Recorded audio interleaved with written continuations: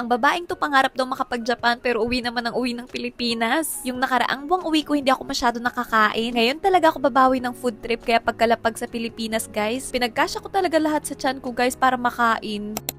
Kung napanood nyo na yung una kong vlog bago to, nakita nyo na nasa capsule hotel nga ako dito sa Nagoya nagstay. Meron ako mga nakitang comment nagtatanong kung magkano nga daw per night dito. Guys, sobrang mura lang, halos 1,000 pesos. Para sa akin, sobrang sulit na yun kasi guys, komportable naman yung naging tulog ko. Tapos, halos kumpleto naman sa amenities. Malapit lang rin sa Nagoya Station kaya madali lang ako nakarating sa airport. Pagkarating ko, nag-check-in na agad ako. Nagugutom na nga rin ako kaya dumiretso ako sa restaurant. Buti na lang meron pa akong time bago yung boarding hour. Sobrang gusto ko nga itong Nagoya Airport kasi hindi siya masyado malaki. Tapos sobrang daling i-navigate kaya hindi ka talaga magkakaligaw-ligaw. Na-i-check-in ko na yung maleta ko kaya yung dala ko ngayon backpack na lang. Pinagkasya ko talaga dyan lahat. Nako guys, grabe. Alam nyo ba na sa mga 12 kilos din ito. Nandito pa lang ako sa airport guys. Grabe, gamit na gamit ko na itong MacBook. Nakakabili ko lang din. Masusubok na agad siya sa pagtatrabaho. Kasi guys, kahit na nagtra-travel ako ngayon, tuloy-tuloy pa rin at hindi natatapos ang trabaho. Kaya sobrang sulit talaga tong MacBook na nabili ko. Isa din sa gusto ko sa pagtatrabaho sa 7-Eleven dito sa Japan. Dahil nga part-time lang ako, sobrang flexible ng oras ko at okay lang sa kanila basta magpaalam ako na uuwi ako ng Pilipinas. Mamaya ko na itutuloy itong pagtatrabaho, lalamanan ko na muna itong tiyan ko. Kasi guys, mga alauna na rin to. Yung pinaka-flight ko nga mga nasa 2 p.m. At kung nakikita nyo guys, yes, mag-isa lang ako na babiyahe ngayon papunta ng Pilipinas. Kasi merong trabaho si Jonathan. Nagulat nga guys yung manager ko sa 7-Eleven. Sabi kasi kakauwi mo lang last month, uwi ka ulit ngayon. May tatrabahuin din kasi. Grabe guys, hindi ko na rin talaga ma-imagine yung sarili ko na kung paano ko nakakaya lahat ng to. Nakakapagod man pero sobrang mas lamang pa rin yung pagiging thankful kasi lahat ng mga ginagawa ko, mga trabaho, alam kong talagang pinagdasal ko rin. Kaya alam ko na binibigay to ni Lord ngayon kasi ngayon ako ready. Maaring kung dati niya binigay lahat ng mga to, baka nun hindi pa ako ready at hindi ko kakayanin yung pressure, yung pagod, yung burnout. Pero ngayon talagang nakakapagod man. Sobrang sarap sa pakiramdam na sa bagay na talagang gusto kong ginagawa,